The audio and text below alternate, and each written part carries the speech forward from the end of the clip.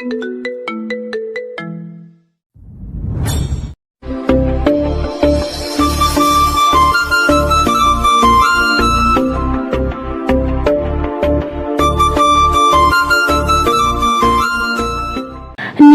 বাগদত্তাকে নিজেরই বড় বোনের সাথে অন্তরঙ্গ মুহূর্তে দেখে থমকে দাঁড়িয়ে পড়ল হিয়া।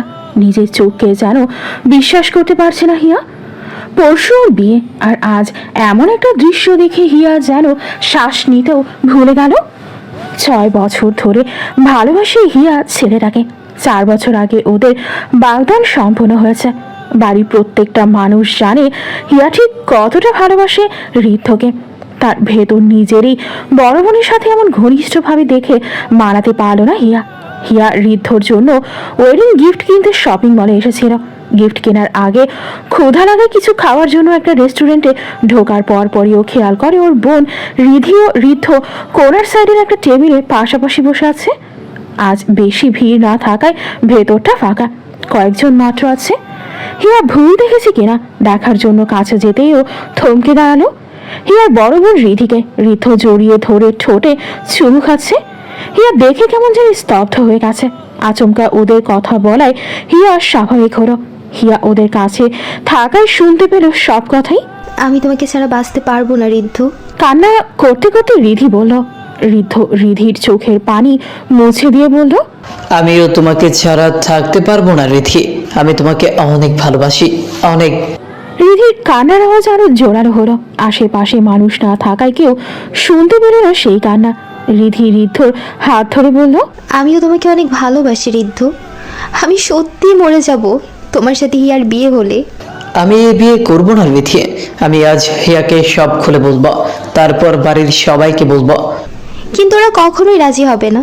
আমাকে সবাই খারাপ ভাববে ঋদ্ধ। আমাকে বাবা অন্য কোথাও বিয়ে দিয়ে দিবে। না, এমনটা হবে না। দরকার পড়লে আমরা আজ রাতে পালিয়ে যাব। প্রথমটুকু শুনেই হিয়া চোখ দিয়ে অনবরত পানি পড়তে লাগলো, কিন্তু শেষেরটা শুনতেই হাত থেকে ফোন নিচে পড়ে গেল ওর। আচমকা আওয়াজ হতেই ধরফড়িয়ে উঠল রিধি ঋদ্ধ। হিয়াকে এখানে দেখে অবাক হলো দুজনেই। রিধি ভয়ে কাঁদলো। ঋদ্ধর পাশ থেকে উঠে এসে হিয়ার হাত ধরে ওকে কিছু বলার আগেই হিয়া সেই হাত ঝাড়া মেরে দিল। এবার শব্দ করে কেঁদে উঠল রিধি। সেই কান্নার আওয়াজ উপস্থিত সবার কানে গেল। সবাইকে উৎসুক হয়ে তাকিয়ে আছে তাদের দিকে। ঋদ্ধ উঠে এসে রিধির হাত ধরে চোখ দিয়ে ইশারা করো সে দেখে নেবে। ঋদ্ধ এগিয়ে গিয়ে হিয়ার এক হাত ধরো। ঋদ্ধকে হিয়া অসম্ভব ভালোবাসায় রিধির মতো হাত ছাড়া দিতে পারল না। হিয়া, জানি সত্যি শুনে হয়তো তুমি বিশ্বাস করতে পারছো না, কিন্তু এটাই সত্যি। আমার কোনো ইন্টেনশন ছিল না তোমাকে ধোঁকা দেওয়ার। আমি আগেই তোমাকে জানাতে চেয়েছিলাম, কিন্তু প্রত্যেকবার তোমার বাচ্চামি, আমার প্রতি তীব্র ভালোবাসা আমাকে মানা করেছে সত্যি বলতে। হিয়া, আমি কখনোই তোমাকে অন্য নজরে দেখিনি। নিধিকে যেমন বোনের মতো দেখেছি, তোমাকেও শুরু থেকে তেমনই দেখেছি। তুমি যেদিন জানিয়েছিলে তুমি আমাকে ভালোবাসো, সেদিন তুমি 14 বছরের একটি বাচ্চা মেয়ে ছিলে। আমি ভেবেছিলাম এটা তোমার আবেগ, আস্তে ধীরে ঠিক হয়ে যাবে। পরে যখন আব্বু আম্মু তোমার সাথে আমার বাগদান করালো, তখনও আমি নিজেকে বুঝিয়েছি আমিও একদম তোমাকে ভালোবাসবো, একদিন না একদিন আমি ভালোবেসেই ফেলবো তোমাকে। কিন্তু আমি ভুল ছিলাম। এই 6 বছরে কখনো তোমার জন্য আমার হৃদয়ে একটু অন্যরকম অনুভূতি হয়নি। তুমি বলো হিয়া, যে সম্পর্কে সামান্য অনুভূতি নেই, সামান্য ভালোবাসা নেই, সেই সম্পর্ক কি কখনো আদৌ পূর্ণতা পেত?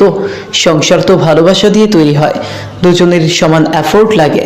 এই সংসারটা কি কখনো আদৌ ভালো হতো? একপাক্ষিক ভালোবাসায় কখনো পূর্ণতা পায় না হিয়া। আই এম সরি, আমি তোমাকে অনেক কষ্ট দিয়ে ফেলেছি। I am sorry. এতটুকু শুনে হিয়ার চোখ থেকে অনর্গল অশ্রু ঝরতে থাকলো। শুধু ঋদ্ধর হাতটা ছাড়িয়ে কাঁদতে কাঁদতে ছুটে বেরিয়ে গেল শপিং মল থেকে। ঋদ্ধ ওর পেছনে যেতে নিলেই হাত ধরে আটকে নিল রিধি। সে কাঁদতে কাঁদতে চোখ ফুলিয়ে ফেলেছে। ঋদ্ধ যে রিধির মাথাটা ওর বুকে চেপে রেখে কাঁদতে নিষেধ করো, আর পেছন ফিরে হিয়ার চলে যাওয়ার দিকে করুণ চোখে তাকালো। হিয়া যে ড্রাইভারকে গাড়ি বাড়িতে নিয়ে যাওয়ার কথা বলল। ড্রাইভারও গাড়ি স্টার্ট দিল, কিন্তু হিয়া আর কান্না আটকাতে পারল না। হু হু করে কেঁদে ফেললো গাড়িতে। বয়স্ক ড্রাইভার লিটন চিন্তিত হয়ে বারবার জিজ্ঞাসা করলো কি হয়েছে, কিন্তু কান্নারও তো হিয়া একটা জবাবও দিল না। জবাব না পেয়ে ড্রাইভারও আর ঘাটলো না। গাড়ি ঢুকলো উত্তরার একটা ডুপ্লেক্স বাড়িতে। আধুনিকতার ছোঁয়া লাগানো এই বাড়ি কোনো তাজমহলের থেকে কম না। গোটা গোটা অক্ষরে বাড়ির নাম লেখা আহমেদ ভিলা। গাড়ি থামার আগেই এক প্রকার ছুটে বেরিয়ে গেল গাড়ি থেকে হিয়া। এমন হওয়ার সাথে সাথে ব্রেক কষল ড্রাইভার। হিয়া বাড়ির গেটে ঢুকেই থেমে গেল। সেখানে তার বাবা মা চাচা চাচিরা সোফায় বসে বিয়ের জিনিসপত্র দেখছে আর কথা বলছে। বাড়ির প্রবেশদ্বার উল্টে হওয়ায় তারা কেউ হিয়াকে দেখতে পেলেন না। হিয়ার মা হিমা হাসতে হাসতে বলে, আমার এখনো মনে আছে আমার ছোট্ট হিয়ার কথা। ও কেমন সারা দিন ঋদ্ধর পেছন পেছন ঘুরতো। সাথে সাথে হেসে হিমার মা মেজমা অর্থাৎ ঋদ্ধর মা রোকসানা বললেন, আপা, আমি কিন্তু খুব খুশি। এদের কিন্তু আকদের পর কোনো বড় রেস্টুরেন্টে বড় সড়ো করে আয়োজন করতে হবে। আমি তো এখনই আমার পুতাপুতির নামও ভেবে রেখেছি। পাশ থেকে তাদের ছোট যা রিধির মা রাবেয়া হাতে কিছু স্বর্ণের গহনা নিয়ে বললেন, এগুলো হিয়াকে পড়লে কিন্তু অসম্ভব ভালো লাগবে, কি বলো তোমরা? আর সেখানে দাঁড়াতে পারল না হিয়া। এক ছুটে সিঁড়ি বেয়ে উপরে উঠে নিজের ঘরের দরজা দিয়ে দিল। আকস্মিক ঘটনায় বোধগম্য হতে সময় দিলেন সবাই। আচমকা কি হয়েছে জানতে চেয়ে যেই বসা থেকে উঠলেন হিয়া, তখনই তড়িঘড়ি করে ভেতরে আসলো রিধি। ঋদ্ধ এসে কাউকে কি না বলে ওপরে চলে গেল। ওর পেছনে রিধিও দ্রুত চলে গেল। ড্রাইভার লিটনও ভেতরে আসলো। উপস্থিত সবাই অবাক হয়ে তাকালো। হয়েছে টাকি? হিয়ার বাবা রাশেদ আহমেদ লিটনকে বললেন, কি হয়েছে লিটন? সবাই এমন চিন্তিত কেন? আর হিয়ার কি হয়েছে? লিটন এক এক করে সব বলেন। ভ্রু কুচকে তাকিয়ে রইল আহমেদ বাড়ির 3 কর্তা রাশেদ, রশিদ আর রাহুল। তাদের সাথে অবাক হয়ে তাকিয়ে থাকলো তাদের স্ত্রী হিমা, রোকসানা, রাবিয়া। ওপর থেকে ঋদ্ধর আওয়াজ পেতেই সবাই উপরে ছুটলো। হিয়া বসে আছে ওর বিছানায়। সেখানে রাখা হয়েছে লাল বেনারসি, যেটা ঋদ্ধর মা রোকসানা বেগম দিয়েছেন। এক দৃষ্টিতে সেই শাড়ির দিকে তাকিয়ে আছে হিয়া। এই লাল শাড়ি ঋদ্ধর পছন্দ। সে অন্য কিছু না, শাড়ি পছন্দ করে। ওর ইচ্ছেতে এই শাড়ি দেওয়া। বাইরে একাধারে সবাই দরজা ধাক্কা দিচ্ছে। সবাই চিন্তিত হয়ে জিজ্ঞাসা করছে কি হয়েছে। ঋদ্ধ বারবার বলছে দরজা খুলতে। হিয়া আচমকা কান্না থামিয়ে চুপ করে গেল। বিছানার নিচে থেকে একটা লাইটার হাতে নিল সে। এটা কাল হলুদের পর ওকে দিয়েছে রোকসানা বেগম। শাড়িটা নিয়ে হিয়া আগুন ধরে দিল। মুহূর্তে মাঝে আগুন দাউ দাউ করে জ্বলে উঠল। দরজার বাহিরে থাকা সবাই দেখতে পেল দরজার নিচে হালকা ফাঁকা জায়গা দিয়ে ধোঁয়া বের হচ্ছে। সাথে সাথে জোরে কেঁদে উঠল রিধি।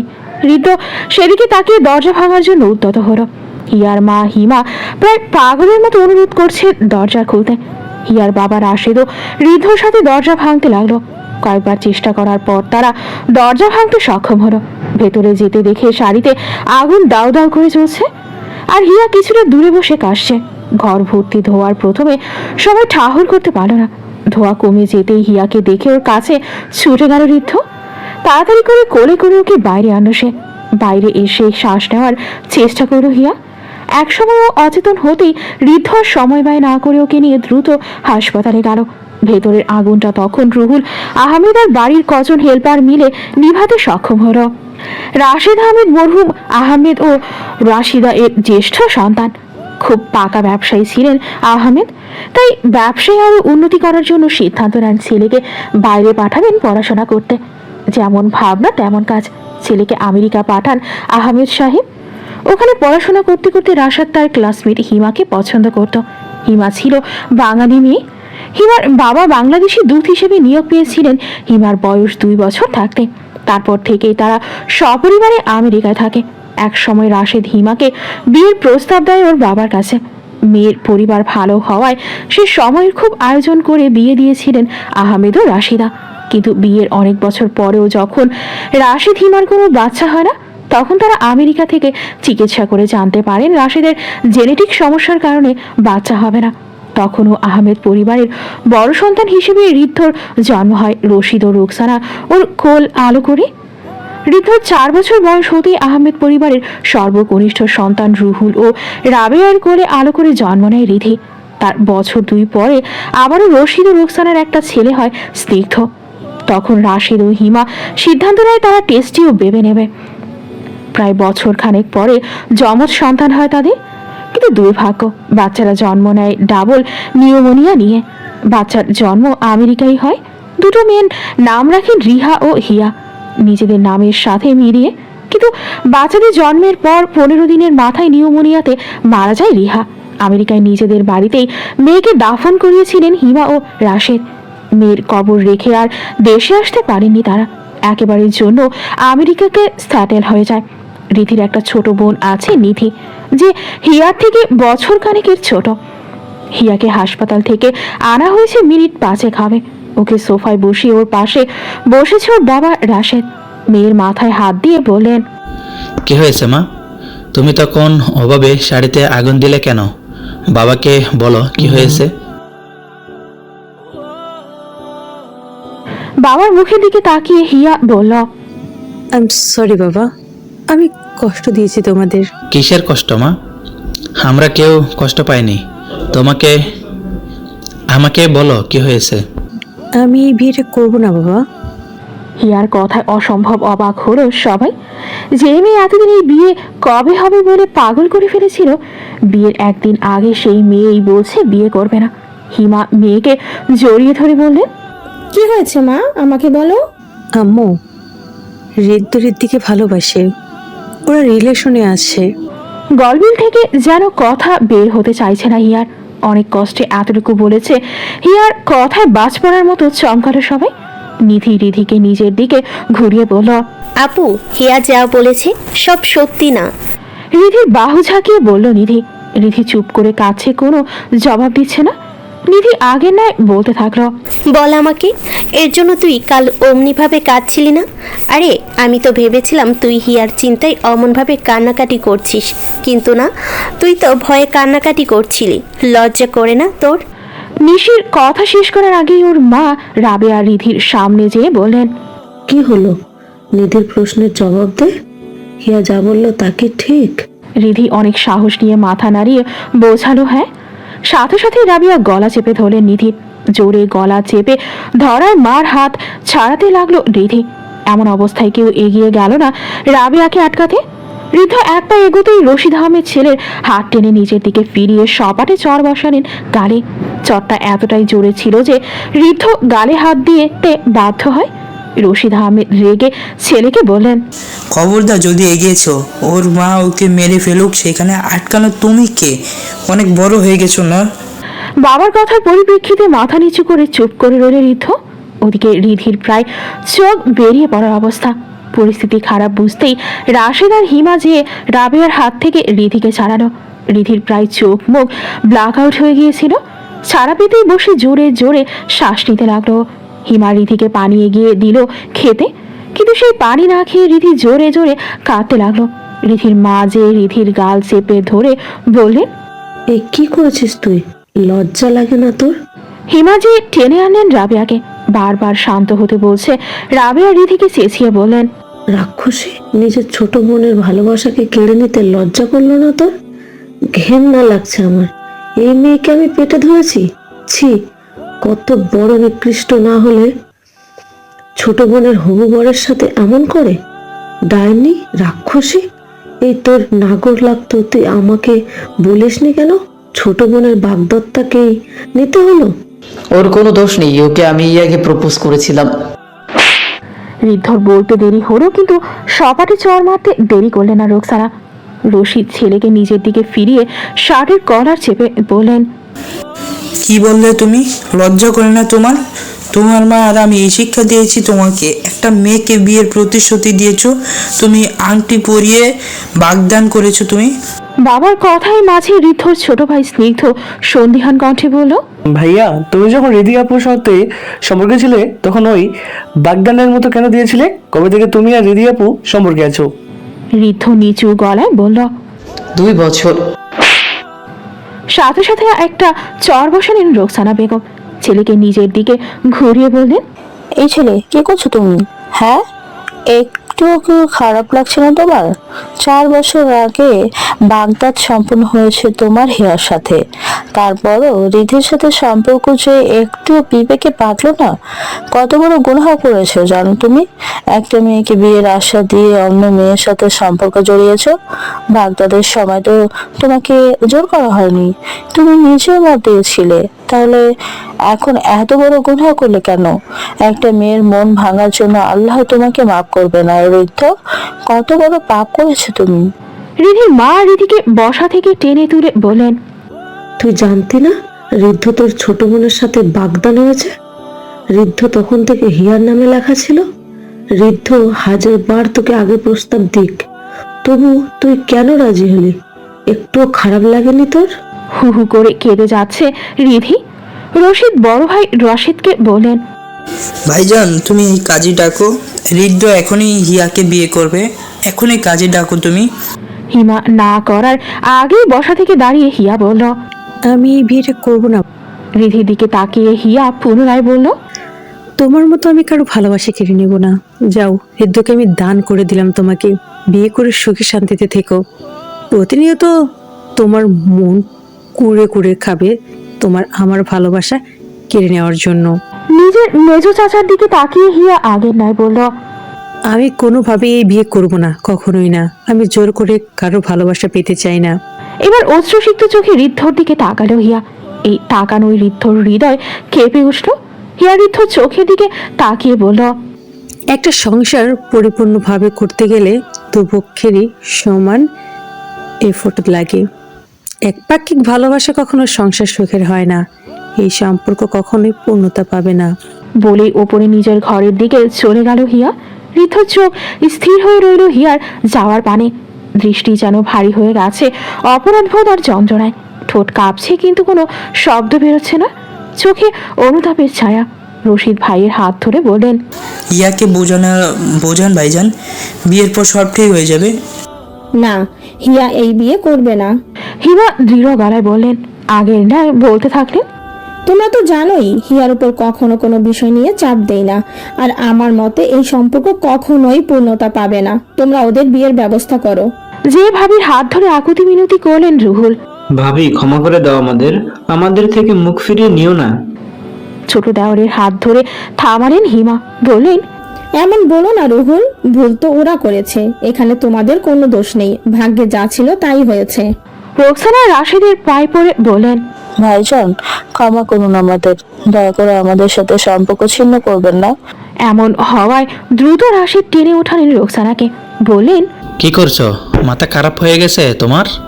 এই সামান্য টুনকো ব্যাপার নিয়ে আমি আমার ভাইয়ের সাথে সম্পর্ক ছিন্ন করব?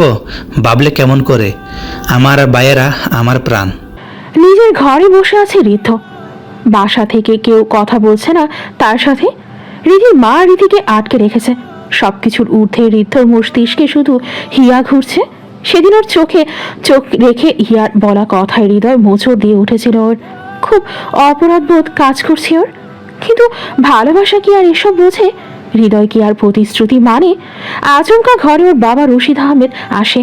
বাবাকে আসতে দেখে উঠে দাঁড়ালো ও।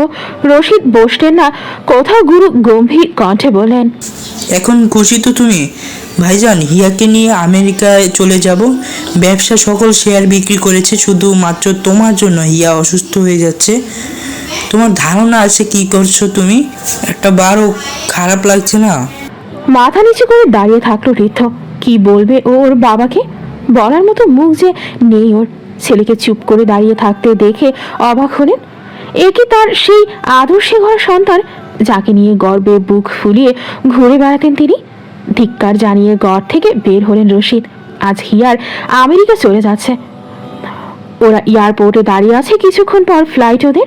হিয়ার অস্বাভাবিক আচরণের জন্য এই সিদ্ধান্ত নিয়েছেন হিমা ও রাশেদ।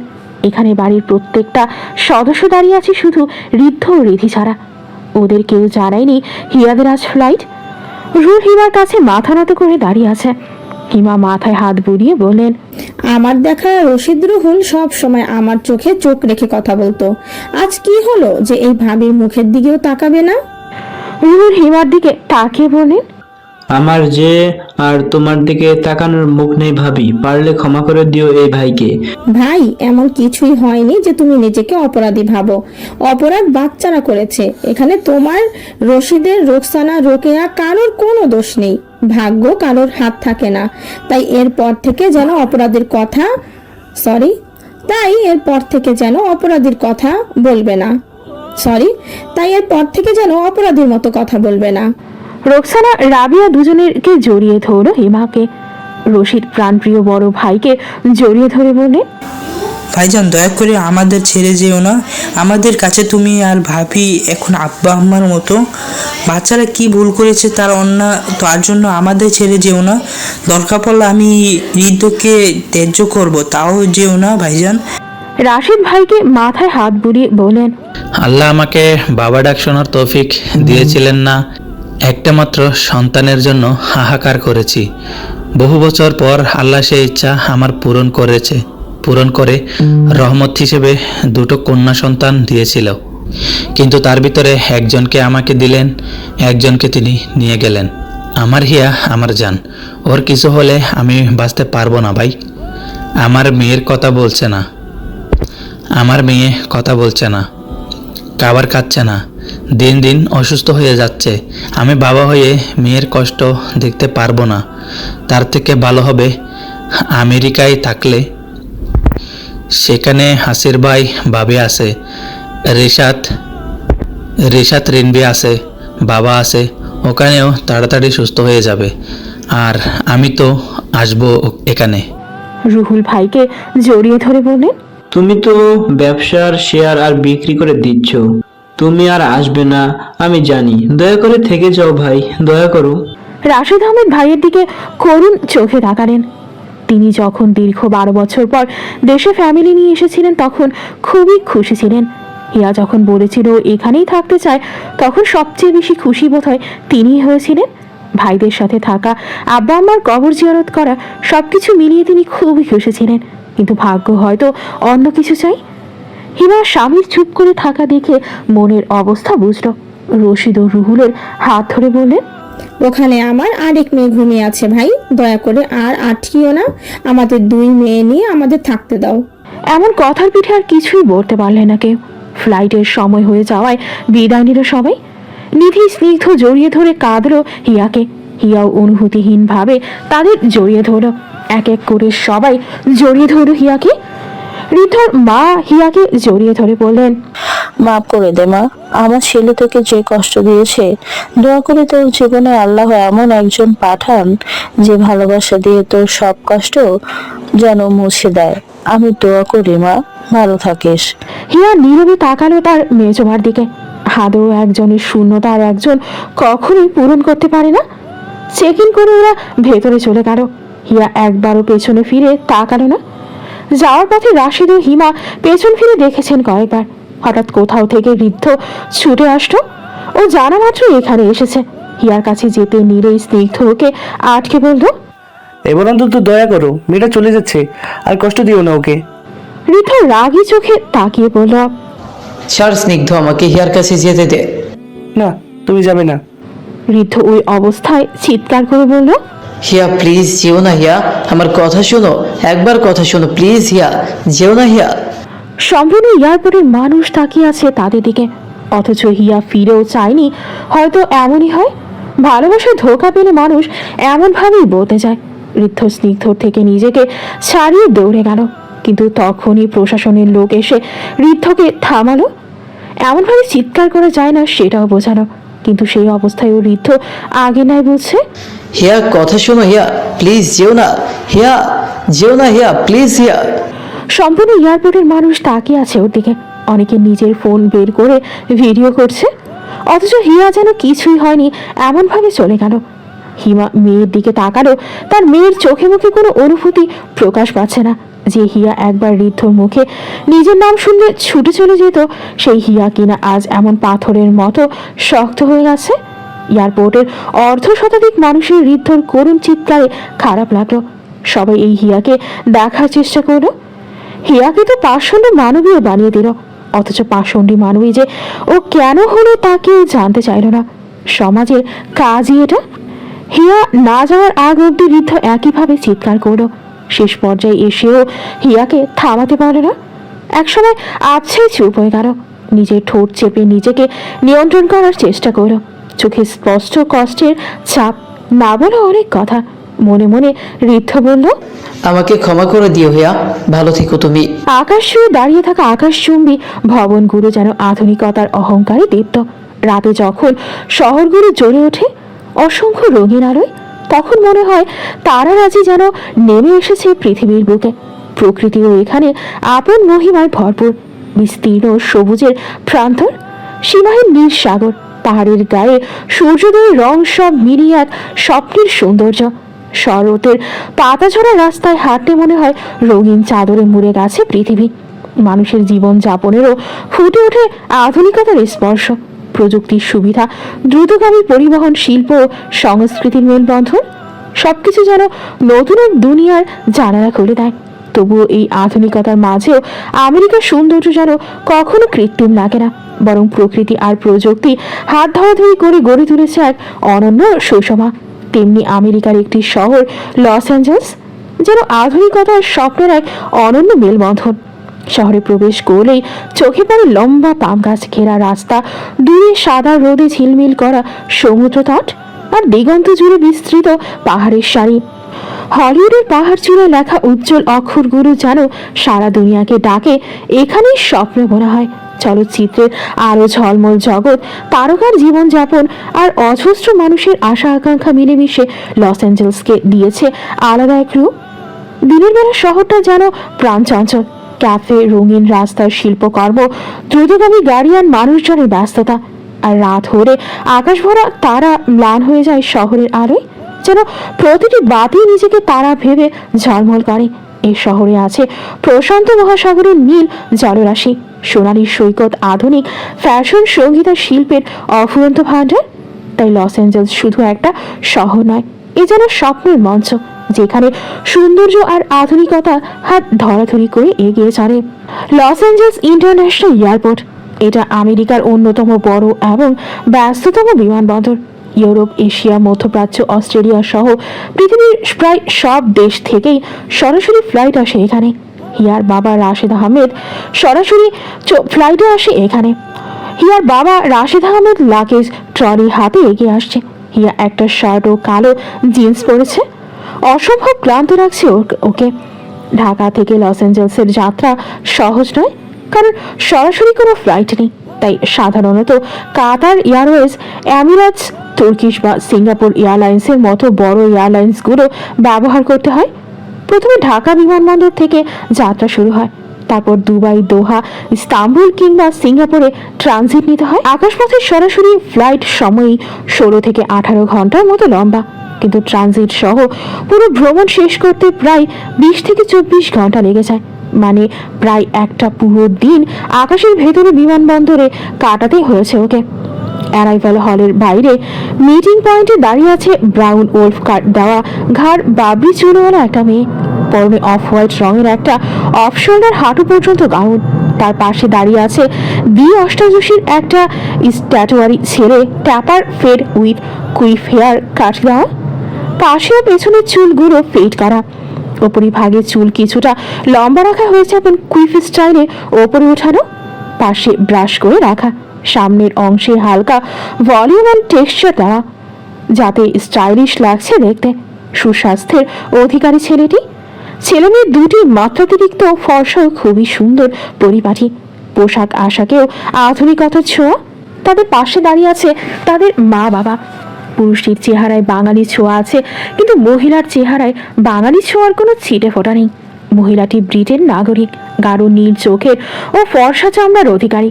বোঝাই যাচ্ছে ছেলে মেয়ে দুটি মায়ের গায়ের রং ও চোখের রং পেয়েছে। হিয়া কাচের দরজা ভেদ করে আসতেই এতক্ষণ দাঁড়িয়ে থাকা মেয়েটি ছুটে যেয়ে জড়িয়ে ধরে আমেরিকান ফ্লুয়েন্ট অ্যাকসেন্টে বলল, Dear sister, I can't believe I am seeing you after all this time. You're standing right in front of me and I still can't believe it. I am so incredibly happy. হিয়া রিনভির কথা শুনে মলিন হাসল, যেটা সবার চোখে কাটার মতো বিঁধল। দাঁড়িয়ে থাকা ছেলেটি এগিয়ে যেয়ে জড়িয়ে ধরল ফুপু ও ফুপা রাশেদ ও হিমাকে। হিমা আদর করে বললেন, আমার ঋষভটা কত বড় হয়ে গেছে। ঋষভ হাসল। রিনভি হিয়ার মলিন চেহারা দেখে কিছু জিজ্ঞাসা করার আগেই হিমা চোখ দিয়ে ইশারা করেন চুপ থাকতে, উনি পরে কথা বলবেন। হিমার বছর তিনেক বড় ভাই হারিস ও তার স্ত্রী রিকা এসে কুশল বিনিময় করল। ঋষভ যে লাগেজগুলো গাড়িতে ওঠালো, এক এক করে তারা রওনা দিল বাড়ির জন্য। আর্কেডিয়া এর সান্তা অনিতা অ্যাভিনিউ এর একটা অঞ্চলে হ্যারিসদের বাড়ি। অবশ্য এখানে সব এশিয়ান পরিবারই থাকে। কোলাহল থেকে মুক্ত, প্রাকৃতিক সৌন্দর্য ও আধুনিকতায় তৈরি একটা এলাকা। অনেকটা জমি নিয়ে তৈরি ডুপ্লেক্স বাড়ি, আমেরিকান ম্যানশনও বলা যায়। 24 ফুট লম্বা রাস্তার দুপাশে এভাবেই সারি সারি বাড়ি আছে। প্রত্যেকটা বাড়ির নকশা একই রকম। ড্রয়িং রুমে বসে আছে সবাই। হিয়াকে তার নানু হারুন মাহমুদ জড়িয়ে ধরে বসে আছে। বয়স তার 70-এর বেশি, অথচ দেখে বোঝা যায় না। সম্পূর্ণ মাথায় সাদা চুলে ভরা। অবশ্য আগে তিনি চুলে পাক ধরতে দিতেন না। তার স্ত্রী মরার পর আর রং টং লড়েন না। সাদা চুলে অসম্ভব স্মার্ট লাগে দেখতে। আমেরিকাতে এই সাদা চুল আরো কৃত্রিম উপায়ে করা হয়, সেখানে ওনার প্রাকৃতিকভাবে। হিয়ার ফ্যাকাশে চেহারা সবার নজরে দিচ্ছে। হিমা রিনভিকে বললেন, রিন, হিয়াকে তোমার রুমে নিয়ে যাও, ওকে দেখতে ক্লান্ত লাগছে। এখন আপাতত তোমার রুমে থাকুক, রাতে আমরা বাড়ি যাব। নিয়ে যাও ওকে। রিনভি ভালো মেয়ের মতো কথা শুনে হিয়াকে নিয়ে ওপরে গেল। হিয়া এসেছেই শাওয়ারে গেছে। রিনভি ওর জন্য নিচের একটা জিন্স আর শার্ট বের করে দিল। আপাতত নিচে কি আলোচনা চলছে সেটাই শোনার জন্য রুম থেকে বেরিয়ে করিডোরে দাঁড়ালো। হারিস চিন্তিত হয়ে বললেন, হিমা, রাশেদ, হিয়ার কি হয়েছে? আর আচমকা তোমরা বললে তোমরা এখানে আসছো, বাড়ি যেন একটু পরিষ্কার করে রাখা হয়। কি হয়েছে? ঋষভও বাবার মতো চিন্তিত হয়ে বলল, হিয়া চেহারাও কেমন শুকিয়ে গেছে। ও তো এমন ছিল না ফুপি, হঠাৎ কি হলো? আর ওদের না গত শুক্রবার আকদ হওয়ার কথা ছিল। হিমা একটা দীর্ঘশ্বাস ফেলে সব খুলে বলল। ঋষভ তো রাগে গজগজ করতে করতে বাড়ি থেকে বেরিয়ে গেল। ওপর থেকে রিনভি সব শুনে মনে মনে বলল, ব্ল্যাডি স্কার, কত বড় সাহস! আমি হিয়াকে আগেই বলেছিলাম বস্টার্ড ভালো না।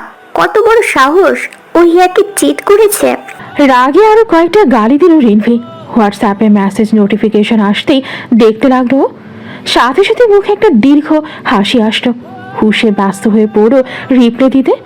হাসলে নীল চোখে রিনভির গাল দুটো টোল পড়ে। অবশ্য ঋষভের শুধু বাম গালে টোল পড়ে, রিকার গালে টোল পড়ে বিধায় বাচ্চাদেরও এমন।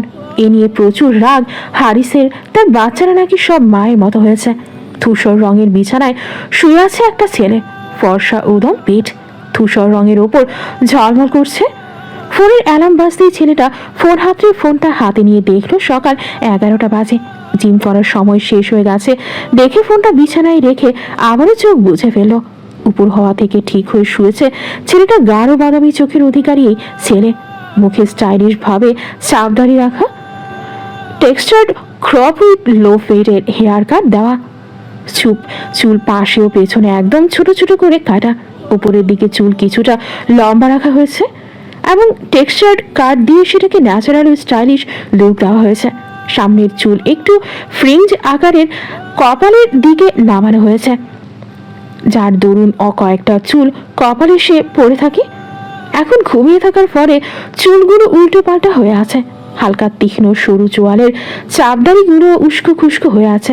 যে কেউ এই চেহারা প্রথম দেখায় বলে দিতে পারবে ছেলেটি গম্ভীর রাগে। 5 ফুট 11 ইঞ্চি হাইটের সাথে জিম করা পেটানো শরীর।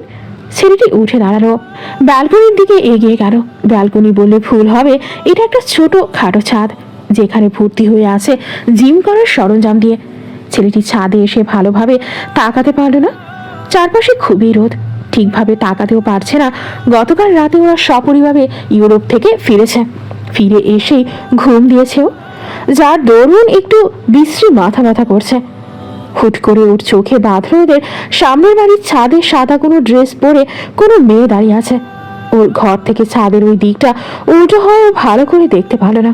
ওর জানা মতে এখন বর্তমানে কেউ থাকে না ওই বাড়িতে। সাথে সাথে ঘুরে ঢুকে ডিভান থেকে শার্টটা নিয়ে ছাদের দিকে ছুটল। অত্যধিক মাত্রায় রোদ থাকা পিট পিট করে তাকিয়ে দেখতে চাইল সামনেকে। একটি মেয়েকে দেখে ভ্রু কুচকে জোরে বলল, হ্যাঁ ইউ, কে তুমি? আচমকা ভারী গম্ভীর কণ্ঠ পেতেই চমকে উঠল হিয়া। কেমন বলল দেখতে। পেছন ফিরতে হিয়া বোঝার চেষ্টা করলো এটা আসলে কে। ছেলেটি ভ্রু শিথিল হলো, কয়েক সেকেন্ড তাকিয়ে থাকলো হিয়ার দিকে। চিনতে পেরে পিটপিট করে না তাকিয়ে সরাসরি বলল, তুমি হিয়া না? হিয়াও চিনতে পারলো ছেলেটাকে। ও মাথা নাড়িয়ে সম্মতি দিয়ে বলল, আর তুমি আয়াস না? হুম। ছোট্ট উত্তর দিল আয়াস। কিছুক্ষণ নীরবতা বজায় থাকলো। হিয়া অনেক দূরে থাকায় আয়াস বুঝতে পারল না যে ও এতক্ষণ কান্নাকাটি করেছে। হিয়ার চুপ থাকায় আয়াস বলল, কবে এসছো? গতকাল। এক কথায় উত্তর দিল হিয়া। হিয়া আর কি বলবে ভেবে পেল না। হুট করে দেখা হওয়ায় ওর মাথায় কিছু আসছে না। ওকে চুপ থাকতে দেখে আয়াস আবার বলল, আঙ্কেল এসছে? হ্যাঁ। কিছুক্ষণ চুপ থেকে এবার আয়াস বলল, আঙ্কেল আন্টিকে নিয়ে আমাদের বাড়ি থেকে ঘুরেছ, মা অনেক খুশি হবে। বলেই বড় বড় পা ফেলে নিচে চলে গেল আয়াস। হিয়া লাস্ট 6 বছর আগে দেখেছিল ওকে, তাই হুট করেই চিনতে পারল না। আগের আয়াস একটু চিকন স্বাস্থ্যে ছিল, আর এখন আয়াস একদম বডি বানিয়ে মুখে চাপ দাড়ি টাড়ি রেখে চেনার উপায় নেই। অবশ্যই প্রাপ্তবয়স্ক আয়াসকেই আগের আয়াস থেকে বেশি ভালো লাগলো। আহমেদ ভিড়ের ড্রয়িং রুমে খুশির আমেজ। আহমেদ বাড়ির বড় সন্তান আজ স্ত্রী সন্তান নিয়ে দেশে এসেছে। রাশেদ আর হিমার মাঝে দাঁড়িয়ে আছে চতুর্দশী হিয়া। প্রথমবার দেশে আসার সবকিছু খুব পর্যবেক্ষণ করছে। হিয়ার পরনে ছিল হাঁটু পর্যন্ত একটা কালো রঙা off shoulder high low flare dress. সোজা ফ্রন্ট ব্যাংস কাট দেওয়া, চুলগুলো নিচু পনিটেল করে বাঁধা। বলতে গেলে ওর ড্রেস আপ হেয়ার স্টাইল মানুষের নজর কেড়েছে। হিয়ার যখন 2 বছর বয়স তখন ওর দাদুর মৃত্যুর সময় ওরা দেশে এসেছিল। তখনকার কথা হিয়ার কিছুই মনে নেই। আবার 12 বছর পর এসেছে। রাশেদ ভাইদের সামনে বসে হিয়াকে এক এক করে পরিচয় করিয়ে দিচ্ছে। রশিদ তো হিয়াকে জড়িয়ে ধরে মাথায় চুমু খেয়ে বললেন, মাশাল্লাহ, আমার আম্মুটা কত বড় হয়ে গেছে, নজর না লাগুক আমার মেয়েটার। রুহুরও ভাইজিকে চুমু খেয়ে বললেন, মেয়ে কিন্তু ভাবির মতো সুন্দর হয়েছে, তোমার মতো একদমই হয়নি ভাইজান। বলে হেসে দিলেন ঘর ভর্তি লোক। রোকসানা রাবেয়া হিয়াকে কাছে নিয়ে বললেন, যাই বলেন ভাইজান, মেয়ে কিন্তু একদম পুতুলের মতো সুন্দর, সাজিয়ে রাখার মতো। বউদের কাছ থেকে হিয়াকে নিয়ে রশিদ সন্তানদের কাছে নিয়ে গেলেন। রিধির সামনে দাঁড়িয়ে বললেন, আম্মু এটা তোমার বড় আপু হয়। মুহূর্তের মাঝে রিধি জড়িয়ে ধরে হিয়াকে। মিষ্টি হেসে বলে, তুমি অনেক সুন্দর, একদম পুতুলের মতো। ভিডিও কলের থেকেও বাস্তবে বেশি সুন্দর। হিয়া বোনের কথায় হেসে বলে, তুমি অনেক সুন্দর আপু, তোমার চুলগুলো বেশি সুন্দর। বলেই চুলের দিকে ইশারা করে। রশিদ নিধির কাছে হিয়াকে নিয়ে যে বললেন, এটা তোমার ছোট বোন নিধি। নিধি নিজেকে ভালোভাবে দেখতে না দিয়েই বলে, তুমি একদম বিদেশিদের মতো দেখতে, আবার কি সুন্দর কোরিয়ানদের মতো সামনে থেকে চুল কাটা। তুমি নায়িকাদের মতো সুন্দর। শব্দ করে হেসে দিল সবাই। স্নিগ্ধর দিকে এগিয়ে গেলে স্নিগ্ধ নিজেই বলল, আমি তোমার 4 বছরের বড় ভাই স্নিগ্ধ, আর ওদের মতো আমিও বলবো তুমি অসম্ভব সুন্দর, একদম নায়িকাদের মতো। আমি তো কলেজে যেয়ে বলবো আমার একটা পুতুলের মতো ছোট বোন আছে। রাশেদ এসে এগিয়ে এসে বললেন, তোমার পড়াশোনার কি খবর? আলহামদুলিল্লাহ বড় আব্বু, 4 মাস পর আমার উচ্চ মাধ্যমিক পরীক্ষা, দোয়া করবেন। বিনীতভাবে বলল স্নিগ্ধ। হিমা হেসে এগিয়ে এসে জড়িয়ে ধরে বললেন, অবশ্যই করব। আমাদের ছোট্ট স্নিগ্ধ কত বড় হয়ে গেছে। উচ্চ মাধ্যমিক দেওয়ার পর কি করার ইচ্ছা বাবা? স্নিগ্ধ হিমাকে জড়িয়ে ধরে বলল, আমি ডক্টর হবো বড় মা, আপনি দোয়া করবেন। অবশ্যই করব বাবা। হিমা যে মেয়েদের জড়িয়ে ধরলেন নিধিকে চুমু খেয়ে বলেন, আমার নিধিমা কত বড় হয়ে গেছে, এইটুকু দেখেছিলাম তোমাকে আমি। হাত দিয়ে বোঝালো। নিধিও বলল, আরে আপনি সেই একই রকম সুন্দর আছেন, আগে থেকে আরো সুন্দর হয়েছেন বড়মা। নিধির কথা হেসে ফেললেন হিমা। নিধি আর নিধিকে একসাথে বললেন, পড়াশোনার কি খবর? রিধি একসাথে দুজনেরটাই বলল। নিধি এবার ক্লাস 8-এ পড়ে, আর আমি অনার্স 2nd ইয়ারে। রাশেদ বললেন, মাশাল্লাহ, মেয়েরা কত বড় হয়ে গেছে। হিয়ারা ফ্রেশ হয়ে নিচে নামার মিনিট 20 পর একটা ছেলে আসলো। পরনে ছিল একটা গোল গলার সবুজ রঙের গেঞ্জি আর কালো জিন্স। চুলগুলো ডিফেন্সের মতো ছোট ছোট করে কাটা, কিন্তু অতটাও ছোট না। ছেলেটি আসার পরপরই হিমাকে জড়িয়ে ধরল। হিয়া পিট পিট করে তাকিয়ে আছে ওর দিকে। রাশেদকে সালাম দিয়ে কুশল বিনিময় করলো ছেলেটি। তারপর রশিদ আসলো, ছেলেটির কাঁধ ধরে বলেন, হিয়া হলো রিদ্ধি, স্নিগ্ধর বড় ভাই, আমার বড় ছেলে। ওর সাথে তুমি কখনো কথা বলিও না আম্মু। ঋদ্ধ হেসে বলল, কিন্তু আমি তোমাকে অনেক দেখেছি হিয়া। বলেই মিষ্টি করে একটা হাসি দিল। হিয়া তখনও পিট করে তাকিয়ে আছে ঋদ্ধর দিকে। সেটা খেয়াল করলো সবাই। রাশেদ ঋদ্ধকে ডেকে বললেন, তো এখন কন আরে বাবা তুই? বারবার আমি তোর বড় মা তোকে বললাম আমাদের কাছে আমেরিকায় পড়াশোনা করতে আই, কিন্তু তুই তো শুনলি না, তুই ঢাকা বিশ্ববিদ্যালয়ে পড়বি। হেসে ঋদ্ধ বলল, বড় আব্বু, আমার বাইরের দেশের সংস্কৃতি ভালো লাগে না। আমার দেশের মতো সৌন্দর্য আমি কোথাও পাই না।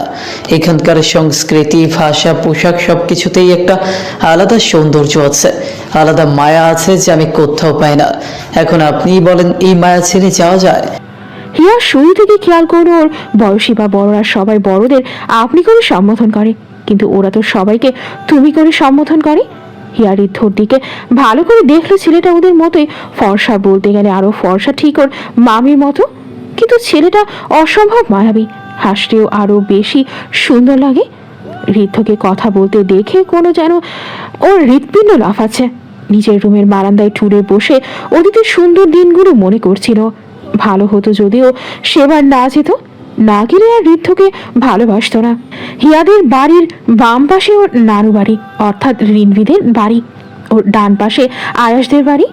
আয়াসের মা আর হিয়ার মা বেস্ট ফ্রেন্ড বিধায় দুজনের বাসাও পাশাপাশি। হিয়াদের বাড়ির ড্রয়িং রুমে সোফায় সবাই বসে আছে।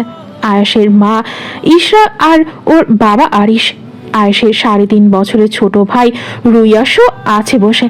ছেলেটার ঘটনা আয়েশের মতো খালি মুখে, কোনো দাড়ি নেই, ক্লিন শেভ করা, ফর্সা দেখতে, messy fringe, crop fade hair style দেওয়া, আশেপাশের পেছনের চুল একদম ছোট করে কাটা আর অ্যাপ্রি ভাগের লম্বা চুলগুলো কার্ল করে মেসি করে রাখা। ছেলেটি একটা হাফ প্যান্টের শার্ট পরে রিনভির পাশে বসে আছে। ও আর রিনভি কিছু একটা নিয়ে হাসাহাসি করছে। ইশরা বসে আছে রিকার পাশে। এখানে সবাই উপস্থিত আছে শুধু ঋষাব আর আয়াস বাদে। ঋষাবের বয়স 28 বছর আর আয়াসের 27.5। রিনভি আর হিয়ার 20 বছর আর রুইয়াসের 24 বছর। ওরা সবাই আগে একটা গ্রুপ হিসাবে ঘুরত। হিয়া চলে যাওয়ার পর আর সেইভাবে একসাথে বসে ওদের আড্ডা চলে না। আরিশ হিমাকে বললেন, সবাই আছে, শুধু হিয়া ছাড়া। হিমা, ডাকো হিয়াকে, দেখি ওকে একটু। হিয়ার প্রসঙ্গ আসতেই সবার মুখ শুকিয়ে গেল। যেটা অলরেডি সবাই খেয়াল করেছে, রুইয়া সেই ব্যাপারে আগে থেকেই জানে। ওকে রিনভি বলেছে এই ব্যাপারে কাল রাতে। আরিশ রাশেদের দিকে তাকিয়ে বললেন, কোনো সমস্যা? হিমা বা রাশেদ কিছু বলার আগেই রুইয়াস বলল, আমি বলছি ড্যাড, হার্টকে ওর কাজিন ব্রাদার সিস্টার মিলে চিট করেছে। ইশরা আরিশ অবাক হলেন। আরিশ বলেন, হোয়াট? ইয়াকে কেউ কিভাবে চিট করতে পারে? হাউ? এত মিষ্টি একটা মেয়ে ও। ইশরা হিমার দিকে তাকিয়ে বলেন, কি শুনছি হিমা?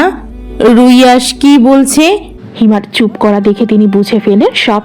ইশরা উঠে দোতলায় হিয়ার রুমে পা বাড়ালো। কিছুক্ষণ পরে এসে বলেন, হিমা, হিয়া কোথায়? ও রুম চেঞ্জ করেছিস তোরা? হিমা বসা থেকে উঠে বললেন, না, ও রুম আগেরটায় আছে, ও কোথাও যায়নি, রুমেই আছে। বলেই দ্রুত পায়ে সিঁড়ি ভেঙে উপরে উঠে হিয়ার রুমে গেল। কিছুক্ষণ পর চিন্তিত হয়ে রাশেদের কাছে এসে বলেন, হিয়া উপরে নেই। রাশেদ, আমার মেয়ে কোথায় গেল? সোফায় বসে পড়েন হিমা। তার মেয়ের যে মানসিক অবস্থা খুব ভালো নেই সেটা তিনি ভালো করেই জানেন। যদি উল্টাপাল্টা কিছু করে ফেলে ভেবে হৃদয় কেঁপে উঠছে তার। ঋষাবকে ঘুম থেকে টেনে তুলল তার মা রিকা।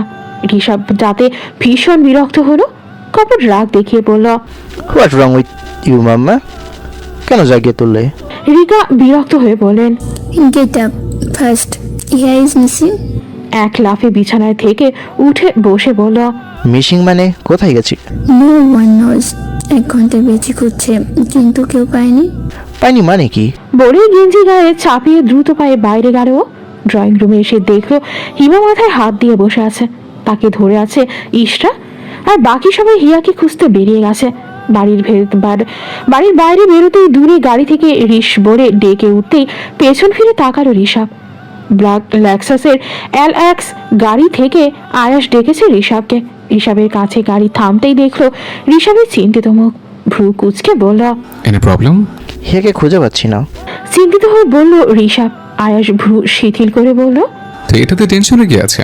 হয়তো কোথাও গেছে, ফিরে আসবে। ও আকাশ, হঠাৎ এতদিন পরে এসেছে, কোথায় যাবে ও? Hia is an adult now, and she has been here for 14 years. Hia is an adult now, and she has been here for 14 years. Stop talking like a fool, Rish. বিরক্ত হয়ে বলল আয়াস। তার চেয়ে দ্বিগুণ চিন্তিত হয়ে ঋষভ বলল, ইউ ডোন্ট নো এনিথিং আস। ও এখন মেন্টালি ঠিক নেই। কি হয়েছে ওর? জিজ্ঞাসা করলো আয়াস। ঋষভ কিছু বলতেই যাবে তার আগে ফোন বাজল ওর। রিনভির ফোন ধরতেই বলল, রিন খুঁজে পেয়েছিস রিন খুঁজে পেয়েছিস ওকে? কোথায়? আচ্ছা আমি আসছি। বলে হিয়াদের বাড়ির দিকে যেতে লাগলো ঋষভ। আয়াসও এক সাইড করে গাড়ি পার্ক করে নেমে ঋষভের সাথে হিয়াদের বাড়ির দিকে গেল। ইয়ার বাড়ির পেছনে একটা হোয়াইট চেরি ব্লসম গাছ আছে। শুধু যে এখানে এমন নয়, সম্পূর্ণ বাড়ি ভর্তি গোলাপি চেরি ব্লসমের গাছ লাগানো। ইয়ার সবচেয়ে পছন্দের ফুল এটা। হোয়াইট চেরির নিচে একটা কবর আছে। কবরে গোটা গোটা অক্ষরে লেখা রিহা আহমেদ। কবরের পাশে বসার জন্য জায়গা করা আছে, সেখানেই বসে আছে হিয়া। ও ওর বোন রিহাকে ভালো বলছে, হতো যদি তুমি বেঁচে থাকতে আর আমি মরে যেতাম।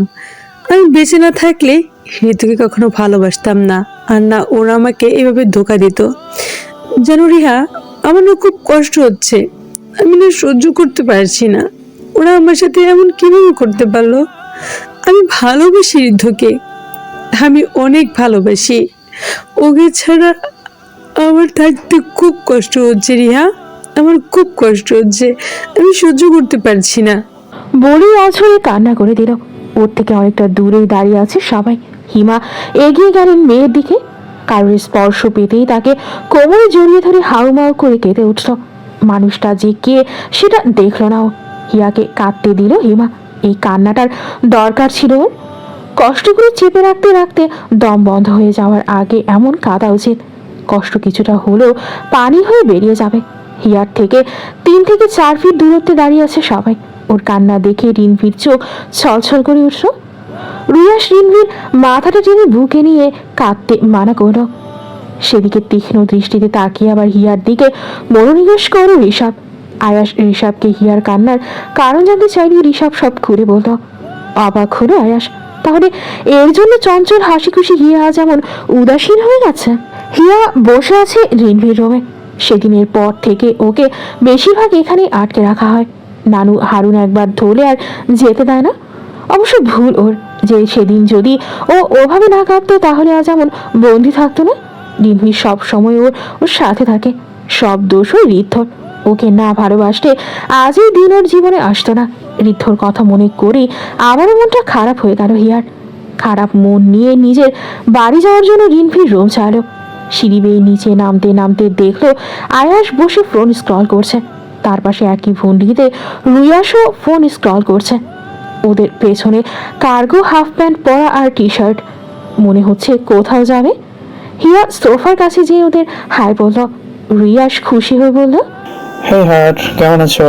ফাইন। রুশ, তোমরা কি কোথাও যাচ্ছ? আগ্রহী হয়ে জানতে চাইল হিয়া। রিয়াস এবার ফোনটা পকেটে রেখে স্বাভাবিক হয়ে বলল, হ্যাঁ, আমরা ক্যাম্পেনে যাচ্ছি, ক্যারিয়ানের ফরেস্টে। রিশ বুড়োর জন্য ওয়েট করছি। উচ্ছ্বাস প্রকাশ করে হিয়া বলল, ক্যাম্পিং? সিরিয়াসলি? আমিও যাব। রিয়াস দ্বিগুণ খুশি হয়ে বলল, রিয়েলি? ওকে, রেডি হয়ে এসো। সাথে সাথে আয়াস বলল, নো, তুমি যেতে পারবে না। হিয়ার খুশি খুশি মনটা এবার ফাটা বেলুনের মতো চুপসে গেল। ও মন খারাপ করে বলল, কেন? Any problem? আয়াস ফোনটা টেবিলের উপর রেখে বলল, আমার ক্যাম্পিং এর 3 দিন থাকবো। হ্যাঁ ঠিক আছে, আমরাও থাকবো। স্বাভাবিকভাবে বলল হিয়া। রিয়াস ভ্রু কুচকে বলল, তোমার মনে? ওয়েট, রিনকে নেবে নাকি? হিয়া উপনিচ মাথা নাড়িয়ে বোঝালো, হ্যাঁ রিনভিও যাবে। কিন্তু আয়াস বিরক্তি মাখা কণ্ঠে বলল, নো, তুমি বা রিনভি কেউ যাবে না। এবার খুব মেজাজ খারাপ হলো হিয়ার। বিরক্তি নিয়ে বলল, এবার কি সমস্যা? আয়াস এবার কোমল কণ্ঠে বলল, আমরা ওখানে কিছুদিন থাকবো, আর আমরা বাইরে থেকে কোনো খাবারও নেব না। ফিশিং করেই খাবো, কিছু শিকার করে খাবো। তোমরা পারবে না? আর ওখানে এখন ক্যাম্পিংয়ের জন্য সাধারণত কোনো মানুষ যাচ্ছে না, তোমাদের রিস্ক থাকতে পারে। আরে আমি পারবো, কোনো সমস্যা হবে না। বলেই হিয়া রিন বলে কয়েক ডাক দিতেই রিনভি ওপর থেকে হেলে দিলে নেমে এসে বলল, কি হয়েছে, এত ডাকছিস কেন? রেডি হ, আমরা রুশদের সাথে ক্যাম্পেইনে যাব। অবিশ্বাস্য চোখে তাকিয়ে থাকলো রিনভি। এরা ক্যাম্পিং এর নেমে, ওর তো বিশ্বাসই হচ্ছে না। বিশ্বাস না হওয়ার জন্যই আয়াস নিজ উদ্যোগে আবারও বলল, আমি কোনো মতে তোমাদের সাথে নেব না। রুয়াস আয়াসের হাত ধরে বলল, প্লিজ ব্রো, নাও না ওদের, প্লিজ। আয়াস রেগে রুয়াসকে বলল, স্টপ ইট, আর এবারে কথা বললে তোকে রেখে যাব, ইডিয়েট। হিয়া রেগে রিনভিকে বলল, যা, এখনো দাঁড়িয়ে আছিস কেন? আমরা ওদের সাথেই যাব। কোমল কণ্ঠে আয়াস বলল, সরি, আমি নিয়ে যেতে পারবো না, আই এম সরি। তোমার সরি তোমার কাছে রাখো, আমি তো যাবই, সাথে রিনকেও নিয়ে যাব। জেদি কণ্ঠে বলল হিয়া। উঠে দাঁড়িয়ে ইয়াস পকেটে হাত ঢুকিয়ে বলল, আচ্ছা, বাট আমি তো নেব না। এদের শান্ত কণ্ঠের স্নায়ু যুদ্ধ রিনভি আর রুয়াস চুপ করে দেখতে লাগলো। একবার হিয়া তো আরেকবার আয়াসের দিকে তাকাচ্ছে ওরা। তার ভেতরে রিশা বড় একটা ব্যাগি কাঁধে ঝুলিয়ে নিয়ে এসে বলল, হোয়াট হ্যাপেন্ড? ঋষভকে দেখে হিয়া বলল, ভাই আমি যাব তোমাদের সাথে। না, কখনোই না, তুই যেতে পারবি না। ঋষভ কড়া কণ্ঠে বলল। হিয়া আবার জোরেই বলল, সমস্যা কি তোমাদের? আমাদের কেন নিতে চাচ্ছ না? তোমরা কি সত্যি সত্যি ক্যাম্পেইনে যাচ্ছ নাকি অন্য কোথাও? আমি শিওর তোমরা কোনো ড্রিঙ্কস পার্টিতে যাচ্ছ। ঋষভ অবাক হয়ে বলল, সিরিয়াসলি তোর মনে হচ্ছে এই আউটফিটে আমরা ড্রিঙ্কস পার্টি করব? করতেই পারো, না আমাদের দিতে প্রবলেম কি? হিয়া প্যারা কণ্ঠে বলল। ওদের এমন শোরগোল পেয়ে ভেতর থেকে হারুন মাহবুব আসলেন। ঝগড়ার সবই তিনি শুনেছেন। গম্ভীর কণ্ঠে ঋষভ সহ সবাইকে বললেন, আমার নাতনি ও পুতনিকে ছাড়া কোথাও যাওয়া যাবে না। যদি যেতে চাও তাহলে ওদের নিয়ে যেতে হবে, না হলে নয়। ঋষভ, তুমি যাবে না, নাক যে শপে যাও, ওখানে হেল্প করবে। আর রুয়াস, আয়াস দুজনেই ফ্রেন্ডকে হেল্প করতে যাবে। এমন কথায় ছেলে তিনটের চেহারায় বিরক্তি প্রকাশ পেল, কিন্তু দাদু হারুনকে কিছু বলতে পারল না। ঋষভ ইশারা করো রিনভি আর হিয়াকে যেন ওরা ফার্স্ট রেডি হয়ে যায়। রিনভি তো খুশিতে হিয়াকে ধরে চুমু খেল, তারপর ছুটে এগিয়ে গেল। গাড়ির ভেতর ভোতামুখ করে বসে রইল ঋষভ আর রুয়াস, ভীষণ খুশি। হাজার হোক প্রাণপ্রিয় প্রেমিকাকে সাথে নিতে পারছে। রুয়াস আর রিনভি ওপেন রিলেশনশিপে আছে 5 বছর। ওদের পরিবার সহ অর্ধ আর্কেডিয়ার মানুষ এ ব্যাপারে জানে। আয়াসের গাড়ির দরজা খুলে ভেতরে উঠল এক এক করে হিয়া আর রিনভি। হিয়া ফুল জগার্স প্যান্ট আর টি শার্ট, কিন্তু রিনভি পরেছে 2 কোয়ার্টার হাইকিং প্যান্ট আর স্লিভলেস গেঞ্জি। রিনভি বসেছে মাঝে আর হিয়া জানালার পাশে। অনেক ভালো লাগছে হিয়ার। আয়াস ড্রাইভ করছে, বিধায় ঘুমানো না। হিয়া আর ও বাজে বাকি সবাই গভীর ঘুমে। রিনভি রুয়াসের কাঁধে মাথা রেখে ঘুমিয়েছে, আর রুয়াস ওর মাথার পাশে নিজের মাথা রেখে ঘুমিয়েছে। ওদের দিকে একবার তাকিয়ে হিয়া বাইরের দিকে তাকিয়ে অতীতের সবচেয়ে সুন্দর দিনটার কথা মনে পড়ল। নিধি আর রিধি সবসময় হিয়াকে সাথে সাথে নিয়ে ঘুরছে। আজ ওদের দাদা দাদির মৃত্যুদিন হিসেবে এতিম বাচ্চাদের খাওয়ার জন্য আয়োজন করেছে। শুধু এতিম না, কিছু কাছের মানুষদেরও রাখা হয়েছে। এই কারণেই রাশেদ আহমেদ সপরিবারে দেশে এসেছেন। রিধি ও নিধি দুজনে 3 পিস পরেছে, আর মহিলারা শাড়ি পরেছে শুধু হিমা ছাড়া। হিয়ার পরনে off shoulder high low gown পরেছে।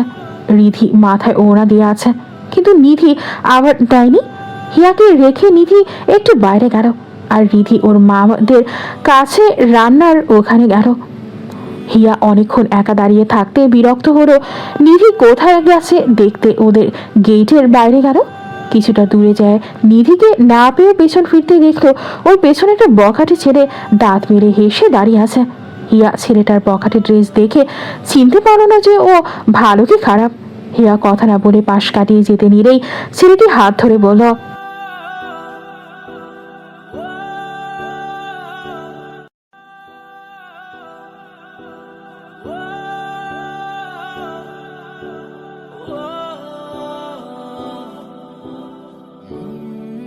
এই সুন্দরী, কোথায় যাও? এলাকা নতুন নাকি? ছেলেটার কথাবার্তা হিয়ার একদম ভালো লাগলো না। হাত পা ছাড়াতে নিলে ছেলেটা আরো জোরে চেপে ধরো। হিয়া এবার একটা দুঃসাহসী কাজ করলো, ছেলেটাকে ঠাটিয়ে একটা চড় দিল। রেগে বলল, আচ্ছা বলছি। ছেলেটি রেগে বলল, কাজটা কি ভালো করলে সুন্দরী? বলেই হাত ধরে টেনে সামনে নিয়ে যেতে লাগলো। হিয়া বারবার হাত ছাড়া দিয়ে ছাড়াতে চাইল। আশেপাশে মানুষ কম থাকায় ও কারোর কাছে হেল্প চাইতে পারলো না। হিয়ার এবার খুব ভয় করতে লাগলো। আশেপাশে তাকিয়ে জোরে বলল, ছাড়ো আমাকে, বাবা ছাড়ো বলছি। ওর এমন চিৎকারে ছেলেটা এসে মুখ চেপে ধরে নিয়ে যেতে লাগলো। ভয়ে কান্না শুরু করে দিল হিয়া। হঠাৎ কোথা থেকে ছেলেটাকে কেউ একজন একটা ঘুষি মারল। সাথে সাথে ছেলেটি টালবাটাল হয়ে রাস্তায় পড়ে গেল। হিয়া ফিরে তাকাতেই দেখলো ঋদ্ধ রেগে তাকিয়ে আছে ওর দিকে। নিচে পড়া ছেলেটাকে ঋদ্ধর সাথে আসা কয়েকটা ছেলে ধরে মারতে লাগলো। ঋদ্ধ হিয়াকে রেগে বলল, এটা তোমার আমেরিকা না, এখানে এমন পোশাক আশাক পরে এমন ভাবে চলা যায় না। বখাটের নজর পড়ে। আর কোন সাহসে কাউকে না নিয়ে বেরিয়েছো তুমি? ঋদ্ধার রাগ দেখে ভয়ে কেঁদে দিল হিয়া। ওকে কাঁদতে দেখে ঋদ্ধর হাত ধরে ওকে বাড়ির দিকে নিয়ে যেতে লাগলো। হিয়া চুপচাপ ওর সাথে যেতে লাগলো। ওই রাগী ঋদ্ধই সেদিন কিশোরী হিয়ার হৃদয়ে চুপিসারে ঢুকে পড়েছিল, কোনো অনুমতি ছাড়া। অতীতের সুন্দর মুহূর্ত মনে করতেই চোখ ভরে উঠল হিয়ার। চোখ বন্ধ করে সিটের সাথে মাথা এলিয়ে দিল। হিয়ার বন্ধ করে রাখা চোখ থেকে পানি গড়িয়ে পড়ল, যেটা সামনে বসে ড্রাইভ করতে থাকা আয়েশের চোখে খুব ভালোভাবে বাঁধল। কিন্তু ও কিছু বলল না, নিজের মতো ড্রাইভ করতে থাকলো। ঘন সবুজ বন যেখানে ইসফ্রুসু আর ওকের শাখা সূর্যের আলোকে ছোট ছোট কিরণে ভেঙে ছায়া ফেলে। নদীর ধারে ফার্ন আর ঝোপঝাড় মিলিয়ে বনকে রহস্যময় শান্ত করে তুলেছে। পাহাড়ি পথের পাথর যেন শোনাচ্ছে প্রাচীন দিনের গল্প, আর ঝর্ণার জল পড়ার শব্দ পরিবেশকে জীবন্ত করে তুলছে। প্রায় 1 ঘন্টা পর ওরা পৌঁছেছে গন্তব্যে। সবাই মোটামুটি একটা ঘুম দিয়েছে, শুধু আয়াস ছাড়া। ওরা নিজেদের থাকার জন্য একটু উঁচু নদীর ধার বেছে নিল। আপাতত সেখানেই টেন্ট করেছে। ওরা একটা টেন্ট এনেছিল, কিন্তু হিয়ারা চলে আসায় ওদের থাকার জায়গা আপাতত বাইরে হলো। ওরা প্রায় সকালে রওনা দিয়েছিল, তাই তাড়াতাড়ি চলে আসছে। আয়েশ আর ঋষভ মিলে ফিশিং করছে, আর রুইয়াস রিনভি হাত ধরে জায়গাটা উপভোগ করছে। হিয়া পাথরের উপর বসে ফিশিং দেখছে। আচমকা ঋষভের হুইলে একটা মাছ বাঁধে। খরস্রোতা নদী হওয়ায় সেটা বাগে আনতে কষ্ট হয়েছে ওর। অনেকক্ষণ ধরে মাছটাকে তুলতে না পারায় হিয়া বিরক্ত হয়ে প্যান্ট টেনে একটু ওপরে উঠিয়ে নদীতে নামতে উদ্যত হলেই আয়াস এক হাত ধরে টেনে বলে, আর ইউ ক্রেজি? একে তো সাঁতার জানো না, তার উপর পানিতে কেন নামতে যাচ্ছ? রিনভিও একই সুরে বলল, রাইট, মাথাটা কি অকেজো হয়ে গেছে? হিয়া আয়াসের হাত ছাড়িয়ে বলল, অ্যাশ, আমি সাঁতার জানি, বুঝেছো? আর আমার মাথাও ঠিক আছে। বলেই নদীতে নেমে গেল। ও নেমে অবাক, ওর কোমর অব্দি পানি হবে। এতে এত হুইল দিয়ে মাছ ধরা কি হলো? ও ঋষভের মাছটা নিয়ে ওপরে আসলো। বেশি বড় মাছটা 1 কেজিও হবে না। ওর কাজে অবাক হয়ে ঋষভ বলল, তুই এগুলো কিভাবে করলি? আর সাঁতার কিভাবে জানিস তুই? হিয়া আলতো হেসে বলল, ঋদ্ধ শিখিয়েছিল। ঋদ্ধর কথা আসতেই সবাই হিয়ার দিকে তাকালো। সেদিন হিয়ার ওভাবে কাঁদার পর থেকে সবাই বুঝতে পেরেছিল হিয়া ঠিক কতটা ভালোবাসত ঋদ্ধকে। মাছগুলো পোড়ানো হচ্ছে। সবাই যখন ঘুমের ছিল তখন আয়াস অনেকগুলো মাশরুম আর বিভিন্ন মাংসের রেডিমেড প্যাকেট এনেছিল। আপাতত সেইগুলো একটু গরম করা হচ্ছে আগুনে। রিনভি রুইয়াসের কাঁধে মাথা রেখে খাবার খাচ্ছে, আর রুইয়াস একটা রোমান্টিক হলিউডের গান গাইছে। রিনভি সহ সবাই টাইটানিক মুভির এই গানটা মনোযোগ দিয়ে শুনছে। আচমকা হিয়ার ঘুমের জন্য তোলা হাইয়ের ব্যাগ হাতে গান থামলো রুইয়াস। এত সুন্দর রোমান্টিক একটা সময়ে রোমান্টিক একটা গানে হিয়ার ঘুম পাচ্ছে দেখে কষ্ট পেল রুইয়াস। আয়াস হিয়াদের ঘুমোতে যেতে বলল। হিয়া মেনে নিয়ে ঘরে গেল। রিনভি পাশে শুয়েছে, তখন হিয়া নিচ থেকেই বলা শুরু করলো, জানিস রিন, আমি যখন ঋদ্ধ আর রীতিকে একসাথে পার্সোনাল মোমেন্টে দেখেছিলাম তখন আমার বিশ্বাস হচ্ছিল না। আমার দম নিতে কষ্ট হচ্ছিল। যখন ঋদ্ধ বলেছিল ওকে এই বিয়েতে রাজি হতে বাধ্য করলেও রিদিকে নিয়ে পালিয়ে যাবে, তখন আমার না বুকে খুব কষ্ট হচ্ছিল। আমি 6 বছর ভালোবেসেছি ওকে, ও শুরু থেকে আমার প্রতি খুবই কেয়ারিং ছিল। ছোট ছোট সব বিষয়েও আমার খুব কেয়ার করতো। ও নিজ ইচ্ছায় এঙ্গেজমেন্ট করতে রাজি হয়েছিল। ওকে যখন আমি কনফেশন করেছিলাম তখন ও স্বাভাবিক ছিল, না করেনি আমাকে। ও পরে আমাকে বলেছিল আমার বাচ্চামোর জন্য নাকি ও এমন করতো। আমার নাকি সব আবেগ ছিল। আমি 6 বছর আবেগে ছিলাম। আমার বাচ্চামো চোখে বাঁধলো, অথচ আমার তীব্র ভালোবাসা চোখে বাঁধলো না। রিম্পি শুধু চুপ করে শুনল সব। শুরু থেকে হিয়া ওকে জানিয়েছিল ওর কেন জানি শুরু থেকে ঋদ্ধকে ভালো লাগতো না। বাইরে থেকে আয়াসরা সব শুনল। ঋষভ দাঁতে দাঁত চেপে কয়েকটা গালি দিল। আয়াস কোনো প্রতিক্রিয়া করল না, কিন্তু রুয়াস মুখ বাঁকিয়ে বলল, হিয়াকে বলবে কেন? শুরুতে যে ও ভালোবাসে না, বললে কি আর এভাবে কষ্ট দিতে পারতো? সে মেয়েটারও সুযোগ নেবে, আবার হিয়ারও সুযোগ নেবে। মাদার ফেয়ার বলে কিছুক্ষণ চুপ থাকলো। তারপর আবারও বলল, এই নাম নিয়ে প্রেম করতে লজ্জা লাগেনি? রিদ্ধি রিদ্ধি নাম শুনেই তো মনে হয় নিজের মায়ের পেটের রক্তের ভাই বোন। শেষ এর টুকু ব্যঙ্গ করে বলল। ভেতর থেকে ওর এমন একটা কথা শুনে হিয়া আর রিনভি হাসতে হাসতে একে অপরকে জড়িয়ে ধরল। খুব সকালে ঘুম ভাঙল হিয়ার। কাল রাতে রুইয়াসের কথা শোনার পরপরই ওরা টেন্ট থেকে বাইরে বেরিয়ে এসেছিল। তারপর গল্প করতে করতে এখানেই ঘুমিয়ে পড়েছিল সবাই। হিয়া চোখ খুলে দেখলো সবাই ঘুমিয়ে আছে, শুধু আয়াস নেই। আড়মোড়া ভেঙে উঠে দাঁড়ালো হিয়া, ধীর পায়ে হাঁটতে লাগলো। পেছন ফিরে তাকিয়ে দেখলো ওরা এখনো ঘুমাচ্ছে। রিনভি রুইয়াসের এক হাতের ওপর ঘুমিয়ে আছে, ওর ঠিক পাশেই ঋষভ ঘুমাচ্ছে। হিয়া ধীর পায়ে সামনে এগোতে লাগলো। অনেকটা হাঁটার পরে বুঝলো ও অনেকটা দূরে চলে এসেছে। ফিরে যেতে নিতেই ও দেখতে পেল আয়াস অনেকটা দূরে দাঁড়িয়ে আছে। ওর কাছে যেতেই হিয়া চিৎকার দিয়ে উঠলো। নদীর এখানে মাছ কিলবিল করছে। হিয়ার এমন চিৎকারের আয়াস তাড়াতাড়ি এসে ওর মুখ চেপে ধরে বলল, কি করছো তুমি? চুপ। হিয়া চেপে রাখা হাতের ভেতরে কথা বলল, যেটা বুঝতে না পেরে আয়াস ওর হাত ছাড়িয়ে নিল। সাথে সাথে অনেক জোরে হিয়া বলল, ও কত সুন্দর, কত মাছ এখানে। আয়াস ওর একদম কাছে এসে ধীরে বলল, মাথা খারাপ হয়ে গেছে, চুপ করো। হিয়া যেন আয়াসের কথা শুনতেই পারছে না, এমন ভাবে চিৎকার করছে। না পেরে মাছ ভর্তি ব্যাগটা কাঁধে নিয়ে হিয়ার মুখ চেপে ধরে ওকে টেনে নিয়ে গেল টেন্টের কাছে। হিয়া তখন ধরেই বকবক করছে। আয়াস মুখ চেপে রাখায় কথা স্পষ্ট বোঝা গেল না। অনেকটা দূরে নিয়ে আসার পর হিয়াকে ছাড়লো আয়াস। ছাড়া পেতেই বলল, আমাকে নিয়ে আসলে কেন? কত মাছ ছিল ওখানে, আমি একটু ধরতে পারলাম না। আফসোসের সুরে বলল হিয়া, কিন্তু আয়াস আগের ন্যায় গম্ভীর ভারী কণ্ঠে বলল, তুমি যেভাবে চিৎকার চেঁচামেচি করে ভালুকদের ডাকছিলে, তাতে করে আমাদের বেঁচে থাকার রিস্ক হয়ে যেত। কি করার, ঋদ্ধের চিট করার কষ্টে তোমার তো এখন আধা জীবন বাকি কাটার জন্য। এখনই যদি তোমাকে মরতে দিই, তবে বেচারা ঋদ্ধের জন্য তো তুমি আর কাঁদতে পারবে না। বলে নিজের মতো সামনে হাঁটা দিল। হিয়া পেছনে হা হয়ে তাকিয়ে থাকলো। ওর কান্নাকাটি নিয়ে কি এই ছেলে ওকে অপমান করলো? হিয়ারা বাড়ি ফিরে এসেছে 1 সপ্তাহ হয়ে গেল। ক্যাম্পিং এর দিনগুলো অনেক সুন্দর কেটেছে ওর। খুব কম মনে পড়েছে ঋদ্ধর কথা। এখন ওর মন অনেকটাই ফ্রেশ। রেডি হয়ে বাইরে যাচ্ছে হিয়া। হিমা ইশরার সাথে বাইরে আছে, আর রাশেদ ব্যবসার জন্য বাইরে গেছে। হিয়া বাইরে এসে দাঁড়ালো। বাইরে রোদের তাপে শরীর ঘামে ভিজে একাকার হয়ে যাচ্ছে, চোখ ধাঁধিয়ে যাচ্ছে, গা জ্বলে যাচ্ছে। মনে হয় রোদ যেন গায়ে আগুনের হাত বুলিয়ে দিচ্ছে। হিয়া ক্যাব বুক করেছে সেই কখন, কিন্তু এখনো আসেনি। পাশ থেকে আয়াসকে গাড়ি নিয়ে বের করতে দেখে হিয়া ছুটল।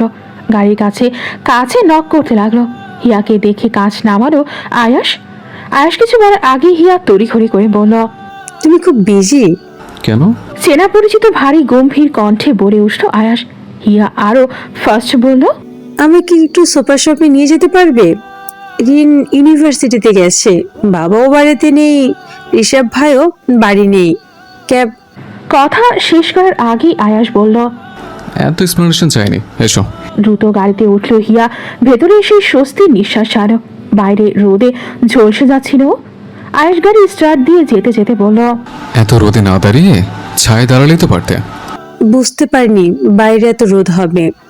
হিয়া আফসোসের সুরে বলল। আয়াস এক পলক ওর দিকে তাকিয়ে আবারও ড্রাইভ করতে মনোযোগ দিল।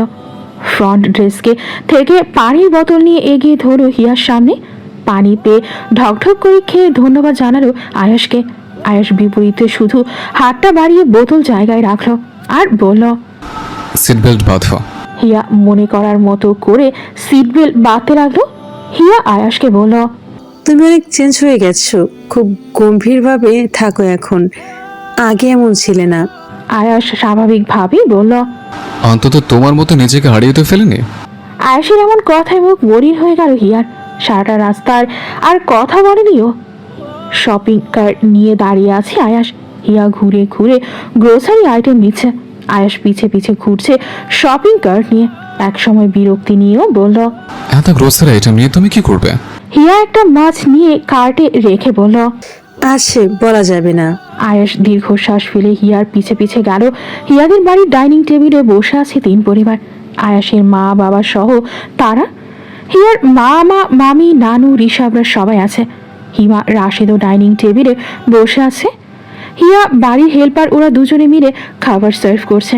বাকি সবাই অবাক হয়ে বসে আছে, কারণ আজ হিয়া রান্না করেছে, দুপুর থেকেও রান্না করছে। আজ ডিনারে সবাইকে ইনভাইটও করেছে। আয়াসের বাবা আরিশকে ভাত দিয়ে হিয়া একটা স্পেশাল আইটেম দিয়ে বলল, মেয়র আঙ্কেল, এটা স্পেশালি তোমার জন্য রান্না করেছি। আরিশ হেসে বলল, আমি তো এখন আর মেয়র নেই ইয়া। তো কি হয়েছে, তুমি এখনো আমার কাছে মেয়রই আছো। আরিশ হেসে তার স্পেশাল আইটেম দেখতে লাগলো। লাউ পাতাতে সর্ষে ইলিশ ভাপা। বহুদিন পর প্রিয় খাবার দেখে অসম্ভব খুশি হলেন আরিশ। ইংলিশ ভাপা হারিশ নিজের কাছে নিয়েছে। বউ মেয়েটা কাটা বেছে বেছে খেতে পারে না তারা, তিনি কাটা বেছে দিচ্ছেন বউ মেয়েকে। ইশরাও আয়াস রুইয়াসকে মাছ বেছে দিচ্ছে, আর হিমা ঋষভকে দিচ্ছে। বাকি খেতে পারলো ঠিকই। হিয়া আজ সবার পছন্দের খাবার রান্না করেছে। ইশরার পছন্দের রসুন ভর্তা, ডিম ভর্তা, বেগুন ভর্তা। ইশরাও শুধু তাই দিয়েই খেয়েছে। নিজের নানু হারুনের জন্য বানিয়েছে দই। রাশেদের গরুর মাংস কষা, হিমার চিংড়ি মাছের ঝোল, হারিসের জন্য ইলিশ মাছ দিয়ে পুঁই শাক রান্না। বাকি কারোর বাঙালি কোনো পছন্দের খাবার না থাকায় তারা সব খাবারই খাচ্ছে। খাবার শেষে সবাই ড্রয়িং রুমে বসে আছে। হারুন হিয়ার রান্নার পঞ্চমুখ। হারিস বলল, হিয়া মা চলে যাওয়ার পর এরকম ভাবে এত বাঙালি খাবার কেউ খাওয়ায়নি। বিদেশিনী বিয়ে করে বাঙালি খাবার কপাল থেকে উঠে গেছে। হারিসের বউ রিনফির মা রিকা বলল। বউয়ের অভিমানে বুঝে হারিস বললেন, আমি বলতে চেয়েছি যে এতগুলো খাবার তো কখনো রান্না করো না, তাই বলছি। এদের কাণ্ড দেখে হাসলো সবাই। ইশরা বলল, মামুনি, তুমি এত সুন্দরভাবে রান্না কোথা থেকে শিখেছ? হিয়া হেসে বলল, আমাকে মেজমা শিখিয়েছিল। মেজমা খুব সুন্দর রান্না করে, খুব দারুণ। হৃদ্য তো বলেই থেমে গেল হিয়া। এতদিন ও দেখিয়েছে ও ঋদ্ধকে ভুলে গেছে। হিয়া যে ঋদ্ধকে ভুলে গেছে তা দেখাতে চেয়েছিল, কিন্তু হুট করেই নাম বলে ফেলল। সবাই ওর দিকে তাকিয়ে আছে। হিয়া মুচকি হাসার চেষ্টা করে পরিস্থিতি ঘোরাতে চাইল। বিকালে বসে হিয়া কিছু ছবি দেখছে। ঋদ্ধর সাথে বাগদানের ছবি।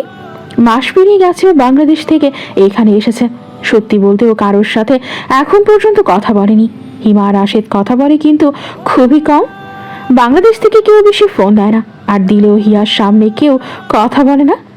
এর ভেতর একদিনও শুনেছিল ওর বাবা মা ঋদ্ধ রিধির বিয়ে দিয়ে দিতে বলছে। শুনে হিয়ার মন খুব খারাপ হয়েছিল। অবশ্য তার পরপরই ঋষভরা সবাই ওকে বাইরে ঘুরতে নিয়ে গিয়েছিল। আজও প্ল্যান আছে ওদের। ওরা আর প্রায় প্রত্যেকদিনই ঘুরতে যায়। আগেও হিয়ার আর সবাই একসাথে এমনভাবে ঘুরতো, কিন্তু ও চলে যাওয়ার পর নাকি আর এমন ঘুরতে যাওয়া হয়নি। কেউ নাকি বসে আর আড্ডা দেয়নি। ঋষভ আয়াস ওদের মতো করে ঘুরে বেড়ায়, আর রিনভি রুয়াসের সাথে একসাথে। হিয়া একটা ফ্রক পরেছে গোড়ালির একটু ওপর অব্দি। সাদা রঙা ড্রেসে অনেক সুন্দর লাগছে ওকে। সামনে কিছু চুল নিয়ে হেয়ার পিন দিয়ে চুলগুলো পেছনে বাঁধলো। ব্যাগ হাতে নিয়ে বেরোলো ও মাকে বলার জন্য মায়ের রুমের সামনে যেতেই শুনতে পেল হিমা কারোর সাথে কথা বলছে। হিয়া কান পেতে শুনতে চাইল।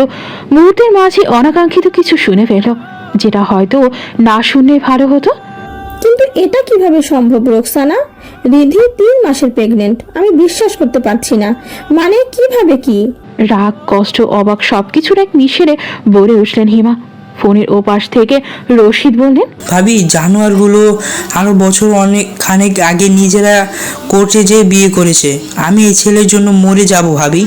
এই ছেলে আমাকে বাঁচতে দেবে না, আমাকে বাঁচতে দেবে না। রোকসানা অস্থির হয়ে নিজের স্বামী রশিদকে বললেন, তুমি এমন করো না, এমন করলে অসুস্থ হয়ে যাবে। বলেই রোকসানা এবার হিমাকে বললেন, আপা, ওরা কাজের কথা বলে যে বাইরে থাকতো, কিভাবে বলবো আপা, আমার মুখে বাঁধে। ওদের আলাদা আপার্টমেন্ট আছে, ওরা সেখানে সময় কাটাতো। ওরা আরো 1 বছর আগে বিয়ে করেছে আপা। আমরা কাল টের পেলাম রীতি প্রেগনেন্ট। রাবেয়া মারা ধরা করে জানতে পারে এইসব। এতটুকু শুনে হিমা আর শুনতে চাইলেন না। রাগে দুঃখে চিৎকার করে প্রায় কান্না করে বললেন, আল্লাহ এর বিচার করবে রোকসানা, আল্লাহ এর বিচার করবে। ওদের ভালো হবে না, আমি মা হয়ে বললাম, ওদের ভালো হবে না। আমার মেয়েকে এত কষ্ট দিয়ে ওরা শান্তি পাবে না, ওরা শাস্তি পাবেই। আমার মেয়েকে দেয়া কষ্টের চেয়েও দ্বিগুণ কষ্ট বেশি পাবে। ওরা ভালো থাকবে না, আমার হায় লাগবে ওদের। আমার মেয়ে ভালো থাকা ভুলে গেছে রশিদ। আমার মেয়ে খাওয়া দাওয়া ছেড়ে দিয়েছে। দিনের পর দিন ওরা আমার মেয়েকে ধোঁকা দিয়েছে। 1 বছর আগে বিয়ে করেছে, ফিজিক্যালি ইন্টিমেট হয়েছে, তারপরও আমার মেয়েকে বললো না। ওরা ভালো থাকবে না, আল্লাহ এর বিচার দেবে। বলে হিমা ফোন কেটে ছুঁড়ে ফেলে দিল বিছানায়। বিছানায় বসে মুখ ঢেকে কান্না করতে লাগলো। বাইরে থেকে হিয়া সব শুনলো। অবিশ্বাসে ওর চোখের কোণে ভিজে গেল। অস্বাভাবিকভাবে শ্বাস প্রশ্বাস ওঠানামা করলো, কিন্তু ও তৎক্ষণাৎ কাঁদলো না। ধীর পায়ে বেরিয়ে গেল বাইরে। ওদের গেটের সামনে গাড়ি নিয়ে দাঁড়িয়েছিল ওরা সবাই। হিয়া বেরোতেই ওরা হাসাহাসি থামিয়ে ফেললো। হিয়াকে বিধ্বস্ত লাগছে, চোখে মুখে কান্না স্পষ্ট। ও যে আটকে রেখেছে সেটা দেখে বোঝা যাচ্ছে। রিনভি ওকে এমনভাবে দেখে এগিয়ে গেল, পেছন আয়াস ঋষভরাও গেল। রিনভি ওর কাছে পৌঁছানোর আগে মাটিতে বসে পড়ল হিয়া। ওর হাঁটার ক্ষমতা নেই। হিয়া যে জড়িয়ে ধরো ওকে। হিয়া রিনভিকে জড়িয়ে ধরে হু হু করে কেঁদে উঠল। হিয়া বলল, রিন, আমার খুব কষ্ট হচ্ছে, আমার খুব কষ্ট হচ্ছে। আমি আর সহ্য করতে পারছি না, আমার খুব কষ্ট হচ্ছে, খুব। ওর এমন কান্না দেখে অবাক হলো সবাই। হঠাৎ কি এমন হলো? এই কয়দিন তো ভালোই ছিল। সবাই করুণ চোখে তাকালো হিয়া দিকে। হিয়া কাঁদতে কাঁদতেই শ্বাসকষ্ট শুরু হলো। আয়াস সেটার দিকে খেয়াল করতেই রিনভিকে ছাড়ালো হিয়ার কাছ থেকে। হিয়া সবার দিকে তাকাতে তাকাতে অচেতন হয়ে গেল। আয়াসের গালে কয়েকটা চাপও দিয়ে বার কয়েক ডাকলো হিয়াকে। হসপিটালের করিডোরে বসে আছে সবাই। আয়াসের মুখ রাগে লাল হয়ে গেছে। শুধু যে ওর সেটা না, উপস্থিত সবাই ভয়ঙ্কর রেগে আছে। রিধির প্রেগনেন্সির সম্পর্কে জানার পর থেকে রাশিদ খুব রেগে আছেন। আজ দেশে থাকলে নিঃসন্দেহে উনি আজ ঋদ্ধকে খুন করতেন। হিয়ার জ্ঞান ফিরেই চিৎকার চেঁচামেচি করে কাঁদতে লাগলো। মেয়ের কান্না আওয়াজ শুনে হিমা ছুটে ভেতরে গেল। তার পেছন পেছন সবাই গেল। হিমা মেয়েকে জড়িয়ে ধরেন। হিয়া কাঁদতে কাঁদতে বলল, মা, আমার খুব কষ্ট হচ্ছে, খুব কষ্ট হচ্ছে। আমাকে মেরে ফেলো মা, আমাকে মেরে ফেলো। আমাকে মেরে এই কষ্ট থেকে মুক্তি দাও, মুক্তি দাও মা। আমি আর সহ্য করতে পারছি না, আমি আর পারছি না। হিমা মেয়েকে জড়িয়ে ধরে কাঁদলেন। হিয়া শ্বাসকষ্ট হওয়ার সাথে সাথে ডাক্তার এসে অক্সিজেন মাস্ক পরালো। হিয়া তখনও পাগলের মতো ছটফট করছে। রিনভি ভাইকে জড়িয়ে ধরে কাঁদছে। ও আর এই কষ্ট দেখতে পারছে না। ঋষভ বুকে জড়িয়ে ধরলো বোনকে। রুয়াস হাত ধরে রাখলো। আর আয়াস দরজার কাছে দাঁড়িয়ে দেখতে লাগলো ভালোবাসার ক্ষতবিক্ষত রক্তাক্ত হয়ে যাওয়া হিয়াকে।